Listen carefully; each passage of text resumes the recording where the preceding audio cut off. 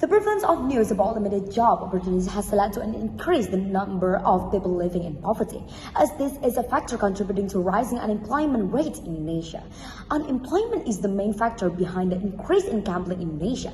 Due to supporting factors mentioned above, these individuals have no other goal than to earn an income so that they can survive by any means necessary. One of the most effective ways, according to them, is gambling. How many of them have begun to view gambling as the only way out of the poverty they face? Given this background, is it effective to imprison gambling offenders? Shouldn't they also receive self-awareness through social services that could assist them? Before that, let me introduce myself. Hello everyone, my name is Quaneisha Tabina Winata and I'm from SMA Negeri 2 Lamongan. So here, returning to the topic at hand, this house will give social service and skill training for gambling offenders rather than imprisonment, and I'm here inside of the motion. From the known background of gamblers, the predators are among the unemployed population in Indonesia. This is one of the factors that drives them to gamble continuously to meet their own needs or those of their families in order to survive. Unemployment itself occurs due to several factors that have affected the predators previously. These factors consist of economic crisis, the growth of a certain mindset in the social environment, lack of educational support, and the growth of mental illness that disturb them.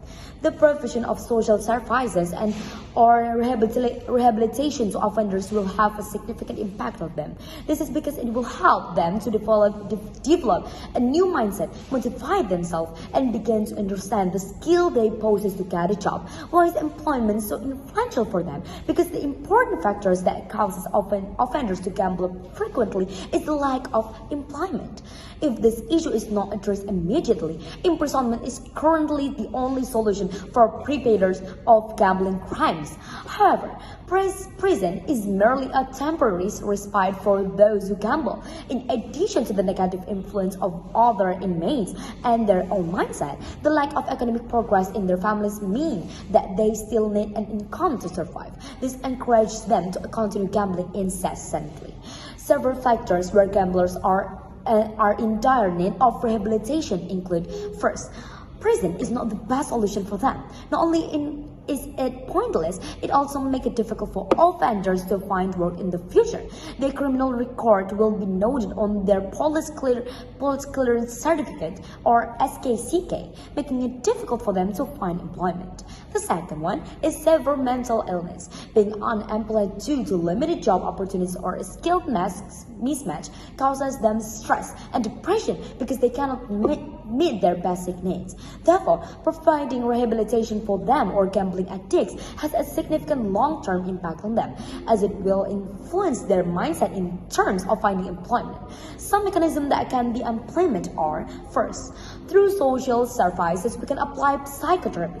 By undergoing psychotherapy, gamblers will be able to recognize and change their mindset to limit their gambling. In addition, it will help them find suitable employment and manage their daily life. Second, skill training or developing their skills. They can start looking for hobbies or developing new interests. This allows them to continue to be productive and engage in meaningful activities every day. In addition, this can also help them find jobs that are suitable for their skills. In conclusion, the predators did not start gambling because they want to have fun or splurge. Rather, they gambled to survive in a cruel world that was very difficult for those struggling with economic crisis to face. They were forced to do so in order to support their families and continue living. Imprisoning them only delayed their gambling. Instead, by providing social services and skill training, we can open their minds, motivate them, and help them start a new life in the world of work. So that's all from me. Thank you very much for nice attention. I'm sorry if I had a mistake. The last I say, wassalamualaikum warahmatullahi wabarakatuh.